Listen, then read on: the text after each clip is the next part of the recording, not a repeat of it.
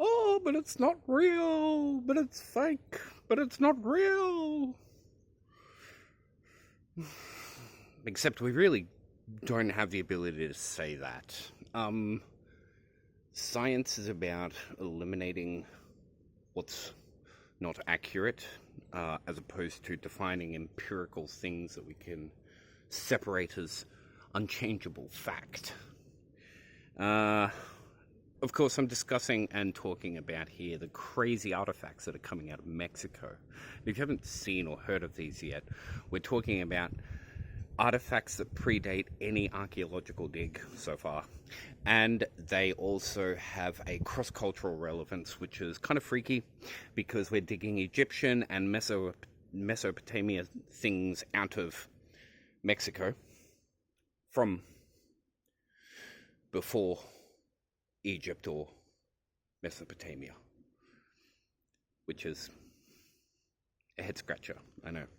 So let's discuss what has been developing and where we are with the circumstances in relation to what is accurate and what is not accurate, because that's as best as we can do, is look at the information that we have presently at hand and hopefully wait for some more or investigate more ourselves to help eliminate any of the confusion or entropy surrounding these particular subjects or research materials. Now, this particular paper I have, yes, it's a paper, is titled Prehistoric Artifacts of Mesoamerica, Anthropological Evidence of ET Paleo-contact. Paleo meaning a part of our historical record, as in like this chunk of history. We're not in the paleo at the moment, okay? We're not talking about paleo diets or pop culture. We're talking about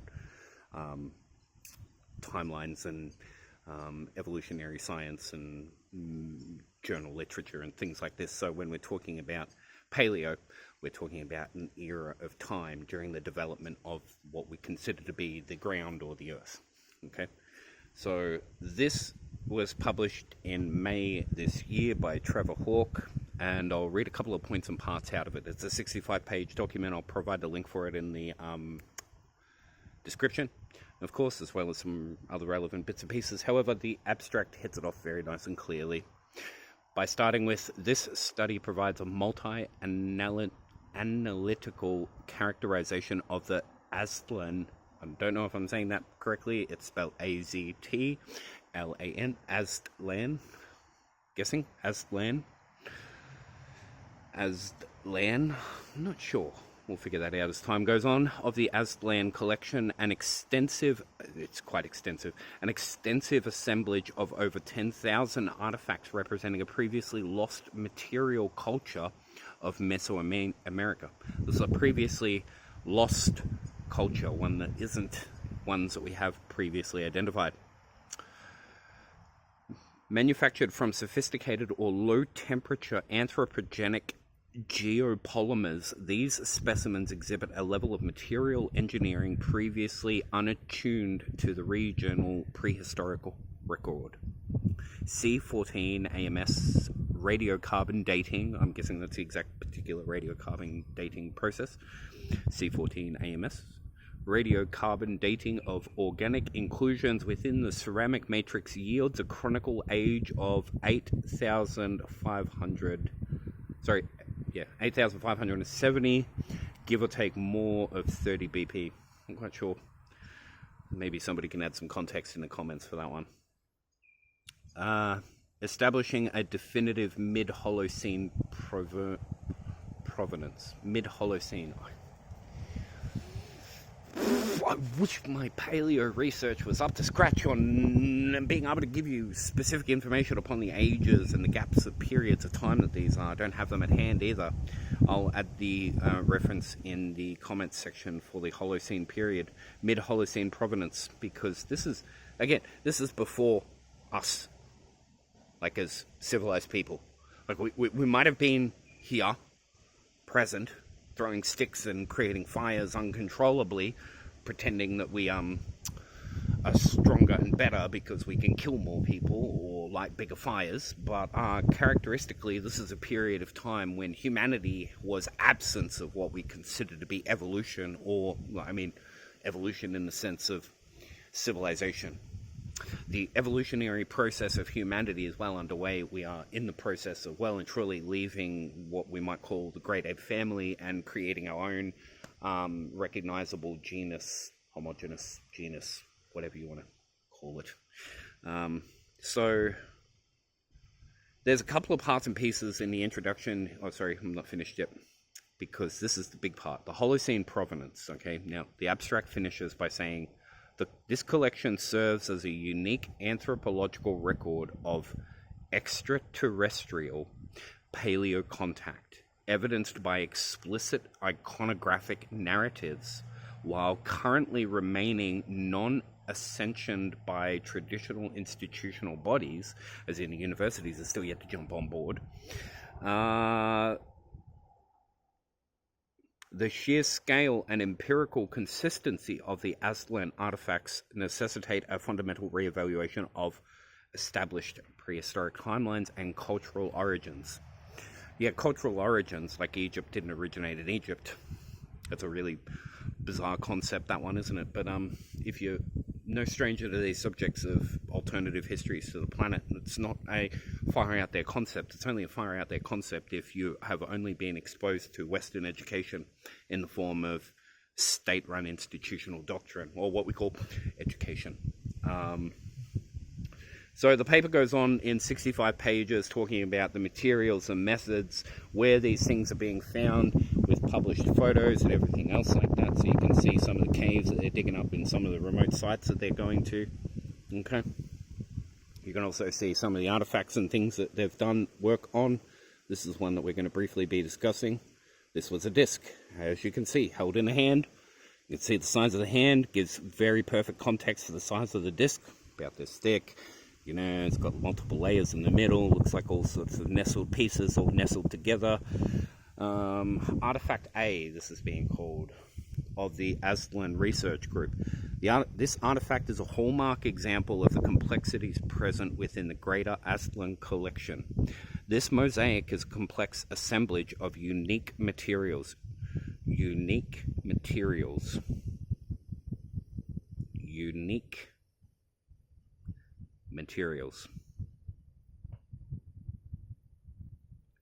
Engraved upon with 3D relief illustration featuring ultra-fine, as in to the depth of 30 micron, okay? 30 micron. Highly vitreous surfaces and variegated colors denote a ceramic-like composition, notable depictions of symbolic motifs, ET beings, and UFO craft are present. As you can see again from the pictures, there's a big fucking alien head in the middle of it. And on the back here is one of those classic Aztec sort of pictures of the Aztec dude in the spaceship looking up, but it's not meant to be a spaceship because Aztecs weren't in contact with aliens. Of course not! Were they? No, of course not. That would be crazy. However, what they did was they took this little disc, and then they cut it. That's two hands holding the disc over a blade in the middle of the laboratory. So we'll get some focus here. Maybe, maybe not. Anyway, that's two hands holding the disc in a razor blade in a contained box to make sure that not all the pieces are collected. And what they found inside after peeling it apart was, in fact, a root, which then led them on a path of further investigation. The root can be found isolated in this particular part of the inside of the disc. When zoomed in, you can see the root as it's being ground around and wound around inside of there. And you can see more closer examination photos there of the root structure itself, including trichomes and other parts and pieces coming off of it, which means it didn't just sprout. It sprouted and then started to root as well. This is the seed case, or the floret, I think they call it, coming out of it. It has been identified as an ancient Mexican grass. I can't recall off the top of my head if it's still present within the environment over there. If not, it would definitely be in the later stages of an evolved form of that particular grass. I'm pretty sure it's still present in there, but I might be incorrect in the statement that it's slowly stepped up one or two notches in its evolutionary chain from where it was in this particular form. So this is where we get some interesting bits and pieces. So they've got this root in the middle of a rock, and that looks bizarre because you've got a seed there and the root has grown out of the seed. So the seed was put in the rock and then it was grown or sprouted when it was sealed, obviously, because the evidence shows that they couldn't have sealed it if the seed was already sprouted. The seed has grown into the stone, meaning it was sprouted in there, as opposed to a seed being compacted into stone, which means that the seed would be forced in there, showing very clearly different evidence and state of origin for the seed casing, or the floret as they're calling it. However, this is where it gets very interesting, because they took a small component of the root stock and they whacked it under some scanning electron microscopy, of course. SEM for short. Confirms the presence of a pre-mineral... This is really important, a little bit technical. Stick through to the end, because this is, again, really fucking important. Confirms the presence of a pre-mineralized root system found within the artifact. A pre-mineralized root system found within the artifact. Featuring longitudinal vascular bundles of silicified xylem and phloem vessels. Phloem, I don't know. These vessels exhibit a honey-like cortical architecture with vessel lumen diameters of 15 to 25 um. Tiny, tiny, tiny details here. We are like getting into the nitty-gritty of the nitty-gritty of the nitty-gritty. Aligning with the xeromorphic hydraulic profile of highland grasses in the regions. I'm adding that in the regions. Energy dispersive spectroscopy, EDS, data provides quantitative support for this fossilization, showing that silicon and aluminum have physically integrated into the carbon-rich biological matrix through permineralization, not pre. Pardon me. The high concentration of carbon and oxygen confirms a biological origin that has undergone significant chemical alteration. The silicon and aluminum maps show a distinct concentration of these elements following the exact path of the biological filament. This indicates that aluminosilicate minerals have effectively replaced the internal cellular structures, a delicate and orthogenic process occurring over large timescales in situ within the internal microvoids of artifact A. So it can only really take place within the confined elements of the disk itself. The presence of permineralized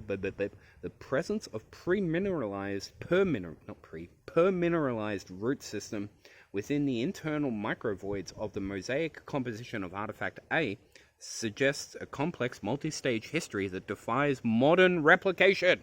For those of you who don't know yet, and for everybody else out there on social media and Facebook, defies modern replication means cannot be replicated in the modern world. Cannot be replicated in the modern, means it's authentic. That is the proof that these things cannot be replicated. Right there. You just heard it yourself. And it's in the paper, in the references. Go check it out if you really need to. It's right there. For these delicate biological structures to transition from living tissue to a mineralized state, the artifact must have been subjected to a highly stable, mineral-saturated subterranean environment over vast temporal horizons. That's fascinating, isn't it? It's a good example of language being used to make something sound more complicated than it is. Over a vast temporal horizon. Over a long time. So, for this mineral process to take place, it has to be confined underground, isolated in its environment for an extremely long period of time. One that predates our civilization. One that predates all of our civilizations that we currently have on the face of the planet. Let me say that again. This thing predates all civilizations that we have currently living on the face of the planet. Now, that kind of means that it's not replicated by the modern world by default. If it's older than anything, it's kind of evidence I think I've expressed that point enough.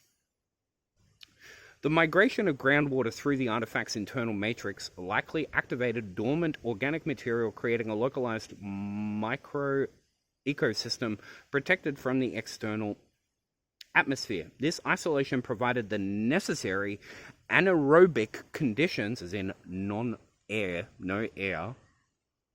what we consider to be oxygen, of course. This isolation provided the necessary anaerobic conditions to prevent rapid decomposition, allowing for the slow molecule by molecule replacement of organic cells with inorganic minerals, taking out what's living, putting something that is suitable back.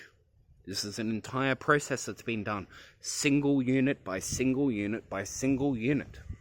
This is not water washing over it and washing it all out, or lava coming in and flooding it and burning it all at once.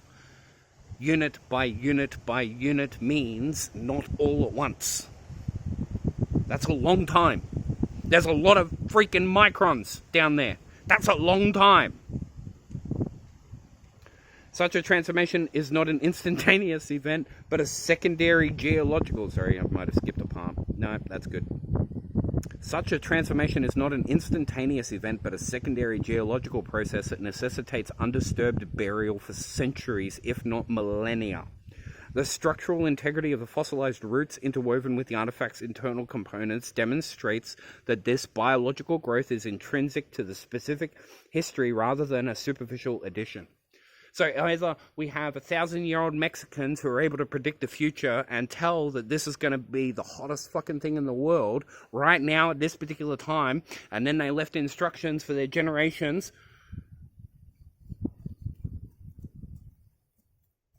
way down the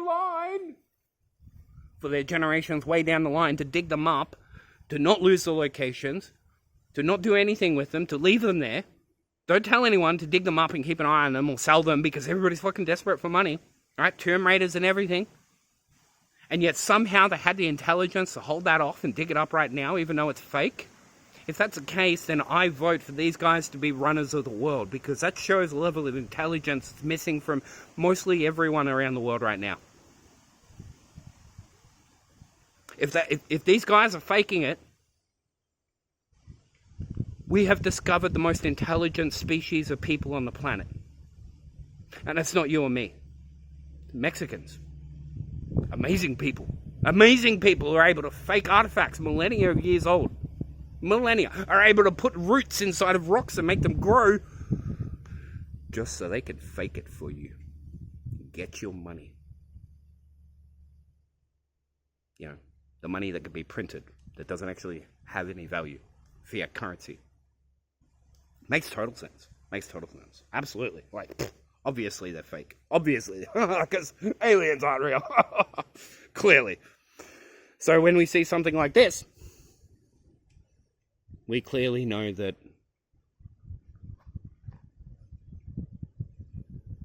what do we know? That we're told that it's fake by people who have no evidence of anything except that's absurd. Absurdity and ostracization. Ostracization is the weapon they're using to make it sound like you can't ask questions because it's been settled a long time ago. Where's the evidence? Oh, it's over there. We've had a look. We've all been having a look. We've been having a look for a long time ago. For a long time now. About these things from a long time ago.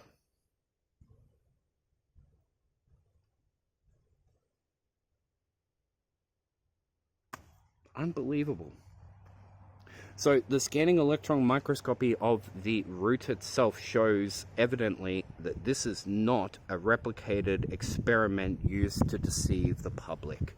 Scanning electron microscopy has shown that the ingredients within this particular disc and the root within this particular disc are originating from Mexico, put in there, obviously by the people there, in conjunction with, obviously based upon the depictions listed upon the surface of the other artifacts listed everywhere, found everywhere else around those areas. They were obviously assisted with extraterrestrials. Paleo-contact in the Paleolithic record. And that's evident because, again, We either have the smartest people in the world pretending that they're the fucking stupidest, or we have a group of people who are being helped by intelligences from other places. And I think we all know exactly what the fuck's going on. Now, let's cut the shit. Interestingly, if we have a look at this particular one here, this is an amulet. You can see two little notches at the top here for thread. Sits about here.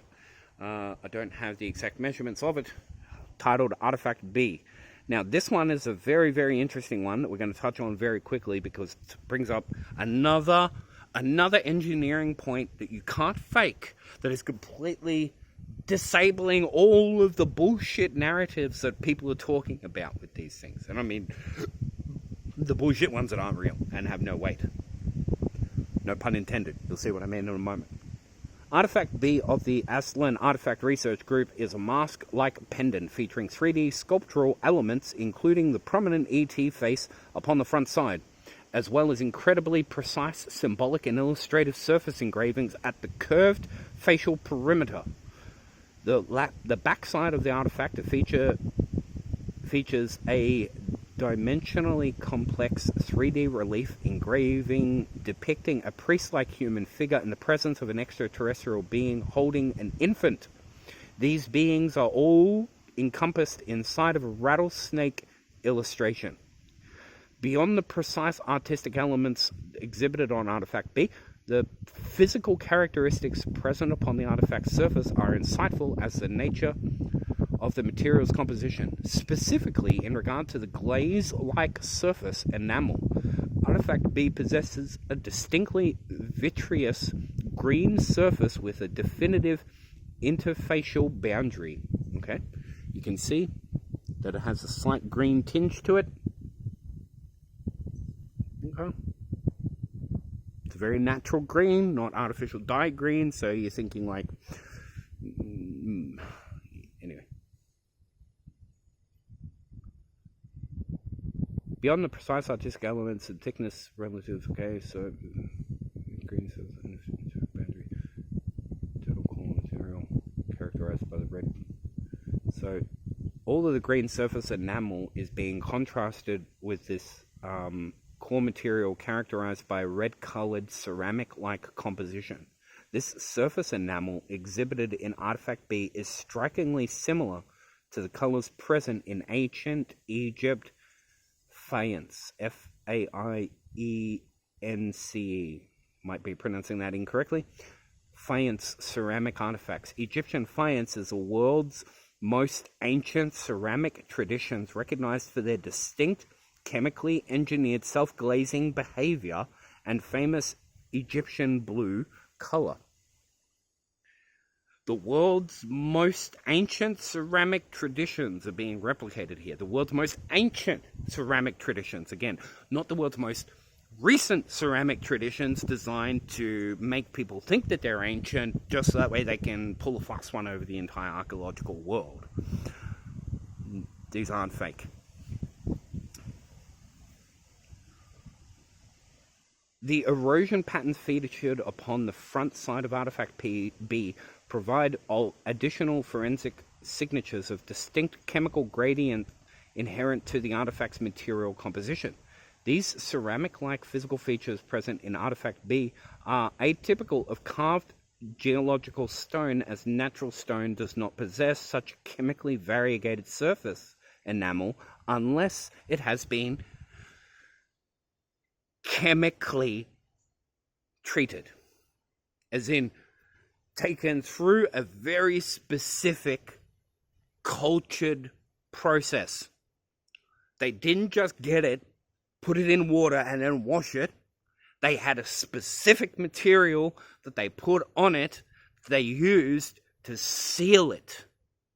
And this is also the same process, seemingly, that was used in mysterious, most ancient Egyptian ceramic practices. Very interesting stuff. But again, the point that I'm making on this one is still yet to come. No matter how amazing this is, it still gets better. Forgot my pin for a second there. Scrolling down through some, so we were just reading at the beginning of this artifact here. Okay, this one here. And that's the introduction to it there. More photos, more research, more depths and divings into it, SEMs and other scanning methods with data and all sorts of data plot charts showing that this is absolutely not fake. Very interesting photos of micron size details, we'll say. More scanning electroscopy, all sorts of wonderful little scientific data readings here. All of it is there. If you understand this stuff, I encourage you to read the bloody paper. It is absolutely amazing. I'm doing the best I can to be able to translate it into common English. That way it can make an interesting YouTube video instead of being scientifically boring. And this is the first part. So when we're looking at this particular thing here, okay, on the side a little bit, so you were looking at it there like that, we're now looking at it like this, you're looking at it on the side there like that. So on the side here, you see that there's some glyphs and symbols all the way around the sides, and that's what they were talking about, is it's not just on the top and the bottom. Around the sides, there's a really interesting amount of specific and accurate detail. Now, the accurate and specific detail, of course, is undermined by the fact that it's old and it looks cracked, right? You can see here that that is not what we would call a 100% empirical picture. Like if you were to draw that picture on a computer program and then have that computer program render it perfectly, it would be utterly perfect without any of those cracks or grooves along the edge of the surface, making it look absolutely perfect. However, this one I'm pointing out because one of the things that we automatically think when we see this, right? Go back up to the main picture of it. When you see this, is that these have been carved into the stone. Okay. Can you see the details there? Right. So you can see around the face here, the symbols. Right. All the symbols around there. Okay. So all of those little symbols there, which look like they've been carved into it, aren't actually carved. They're not carved. Now, carving is something that we have had since the beginning of human civilization. Carving is the original instigator for what we call writing. Before we had any sort of pattern, printing, pressing, format, stamp, we had to write first. We had to use either a finger or a stick or a rock or a foot or somebody else's head in the sand, you know, joke, to make writing, to engrave it into something, to put into the particular thing, force it in there, and then push it all the way across. This leaves a track and a line of evidence in scanning electron microscopy. And what we find is that these are not carved. They're not, in fact, carved or written or anything like that into the stone. In fact, it wasn't stone when they were put in there, as we'll go on in more detail. The high-resolution surface texture mapping, which is this one here,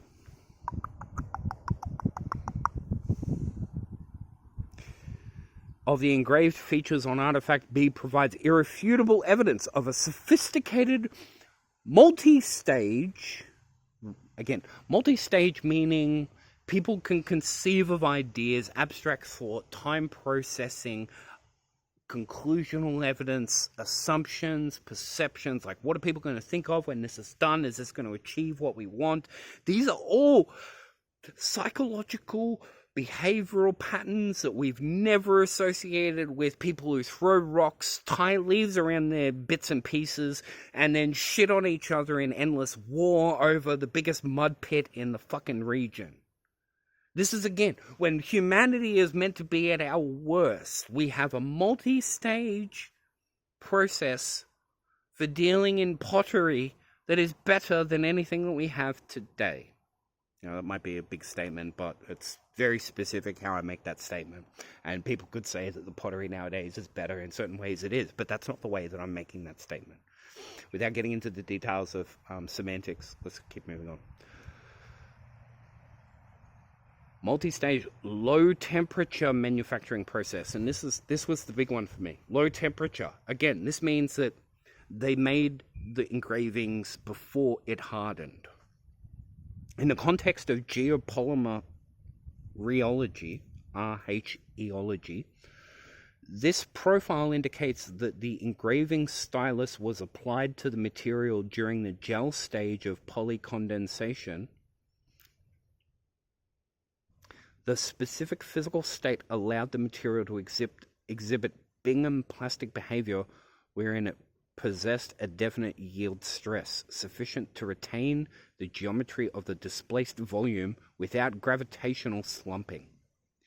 The lateral sidewall ridges or ploughing humps demonstrate a continuous curvature from the original surface plane, indicating that material was redistributed through non-Newtonian fluid-like flow rather than removed via percussive fracturing or abrasive grinding. Percussive fracturing or abrasive grinding is what I was talking about. It's like when you get something and force it through something. Like if you think of a scalpel, it leaves a nice cut. But if you think of a stick, you get a stick and you jab it in your skin and you go like that, it's going to leave, what was the term? Because it's the scientific term that we're talking about. It is going to leave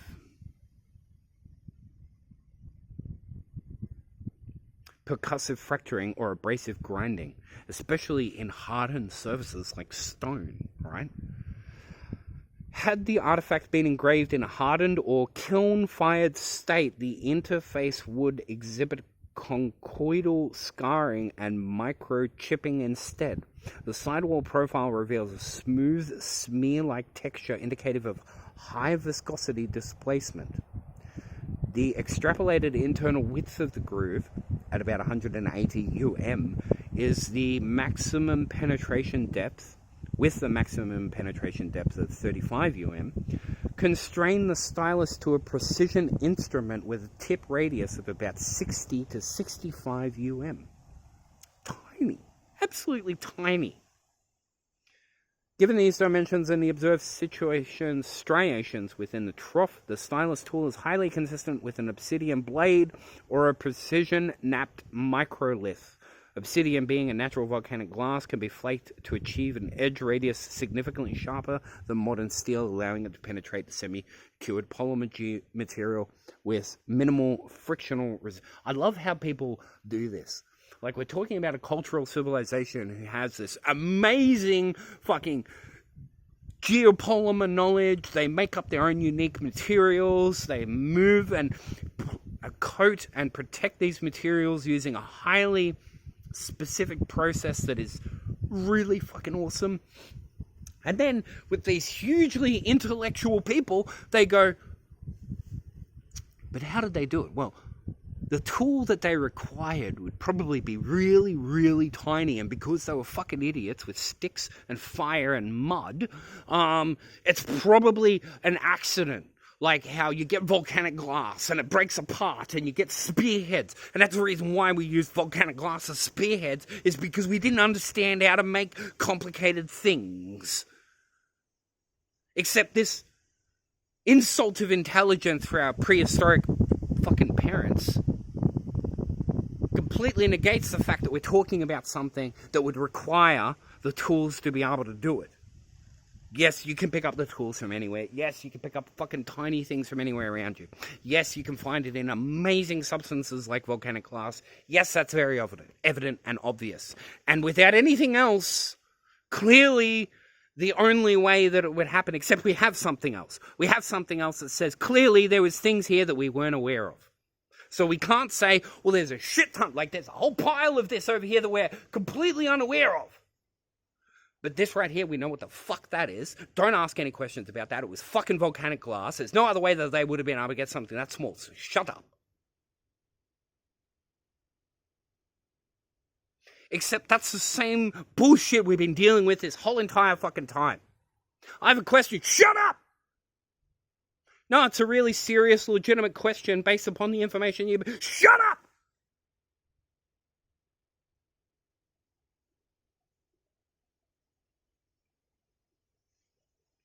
Except we have the evidence. None of this would exist if it had come about by sheer accident of stumbling upon some volcanic glass, gave them the ability to draw little sharp pictures in some fucking clay. Man-made specific clay, not dug out of the ground clay. Again, this is not... A polymer means a unified substance. If I was to dig out clay from here, if I was to dig out clay from there, if I was to dig out clay from anywhere, it would not be what we call a geopolymer. It would be a natural earth-like substance. I can't think of the right term right now, but it would not be referred to as a geopolymer. A geopolymer means it's a substance that is specifically mixed together and made that has uniform properties throughout it. There is 100% of the same materials here as there is 100% of the same materials here. If you get anything from nature, including diamond, it is not 100% of the same material here as 100% of the same material there. That's how they know between fake diamonds and real diamonds. Real diamonds are never 100% clear. They're always not perfect because they're natural. Only man-made things are perfect like that. Things that are made in a crucible outside of the middle of the earth or outside of a tree trunk or a boulder on the surface that has had time to function and build itself. We're at a time in this world that we really never thought of. We have governments around the world confirming the existence of aliens. We have all sorts of people around the world confirming that what happened between 2020 and 2024 was a whole bunch of deliberate bullshit. Yes, there's plenty of evidence from that. Just the same as there's plenty of evidence for anyone who actually wants to pay attention to what's going on, that these artifacts are not replicated in the modern world. These artifacts come from a historical period that we have undocumented. And these artifacts confirm the existence and interaction based upon all of the evidence at hand in the historical record from a paleo in the Holocene period. In the Holocene period, we have historical paleo record contact. They didn't just see them up in the sky and go, oh, I wonder, there's a dot and it's moving. I wonder. This is what they look like. I saw them.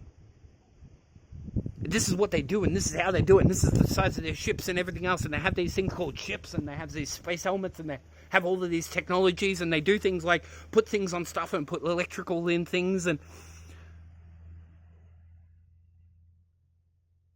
somebody's lying. And it's not me. I'm doing the best I can to entertainingly relay information to you as accurately as I can. I'm not claiming I know everything. I'm claiming that the people out there who are telling you that they know everything, like that these things are fake, are actually bullshitting you. And you should be aware of that, because this evidence here shows potentially 50,000 years ago, up to anywhere between like 10,000 either side, 50,000 years ago, we had a civilization making hundreds of thousands of items in Central America, Mexico, in North Central America. And they were clearly in contact with a culture that had technologies and understanding of working with material science that we as human beings evolving on the planet were completely unaware of at that particular point in time. And as such, we decided to create motifs and design empirical descriptions detailing how they told us and what to do with what they told us. As you can see again on all of the depictive I don't want to call them hieroglyphs, glyphs that are present on all of the artifacts that are being dug out of the areas right now. I'll also include a link to the videos for the interview that I did with a guy from Alien Carvings named Mike Forrest, who has done and is working with a lot of the guys doing the research on this. And yes, scanning electron microscopy showing how something is made literally refutes any amount of people on YouTube going, it's fake, it's fake, it's fake, it's fake, it's fake. the modern replication. No, I'm not saying that there isn't modern replications. I'm saying the ones that aren't modern replications aren't modern replications. Because you can't modern replicate electron microscopy like that. Doesn't work. Doesn't happen. Yet that we're aware of. Just holding true to my original statements about science at the beginning of this video. I can't say that that's fact. To date, with the limited amount of information that we have, that's what we have. And until we have more, it is completely inaccurate and inappropriate for anybody to say that these artifacts are fake. It is absolutely accurate for all institutions around the planet, whether it be Western, Eastern, Northern, Southern countries or cultures all over the planet, to open this up and take it very fucking seriously. Because you can't fake electron microscopy like that. You can't make this shit up. It's not AI. It's real. Yeah. Pretty crazy stuff. Stuff that would change how we understand everything, including how we run the world. And of course, that's the biggest one for a lot of families out there who hold power, is the fear of loss of that power. That's what it's about. Comfort, security, and attachment, not money. Money is a pretend thing in our world that we're all geared towards to pay attention to. But what you should be paying attention to is the things that are far more larger than life, that dictate what you can and can't do in this life. Really. Those are the ones that we should be paying attention to and using as anchoring points for how we discuss moving forward as humanity. Not socially engineered bullshit sciences coming out of fucking La La Land pretending that they can remap humanity into things that never were.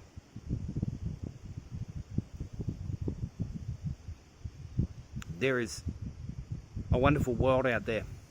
And if you're depressed about who you are because you can't find out what you're doing, get out there in the world and find it. Not the cities. The world! I don't mean bushes, trees. I don't mean go walk in nature and have fun in nature because it's going to make your mental health better. I mean go out into all of the world and find what it is that makes you fucking light up. And do that. Focus on that. Okay? This is what people do when they do stuff like that. They discover things that change as humanity. They cure things that eliminate things that are changing humanity. They invent whole new technologies that revolutionize ages, and eons are categorized by them. These are not people walking around going, oh, I better play it safe, I better do what everybody thinks that I should do, I better go get a job and do everything. No, be who you want to be, in all that you are. There's only one fucking life here, in this particular ring around, as they say. Don't get me started on the words. So you might as well live it. There ain't no one doing it for you.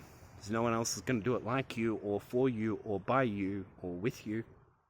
It's only you. In there. So you get to do it. Be all that you are.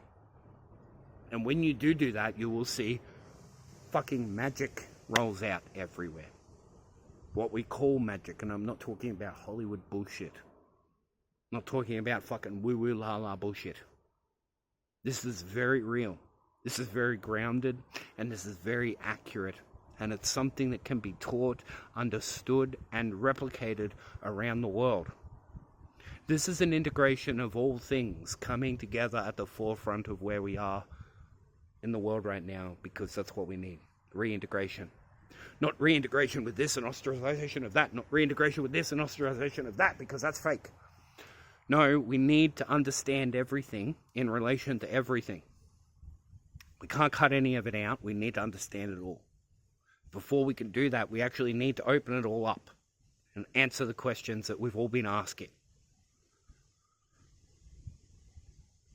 Once we have light, awareness, light is metaphorical, meaning awareness, once we have awareness, meaning metaphorically associated with consciousness, the ability to think and encompass reality at a higher degree, we will then experience and encompass and create a reality in a higher degree. But until we're all on par with that... Well, what's on maths tonight, hey? Fascinating! Wonder who's going to make fun of who on TV. Wonder what politicians are going to stab each other in the back today. It's fun, isn't it?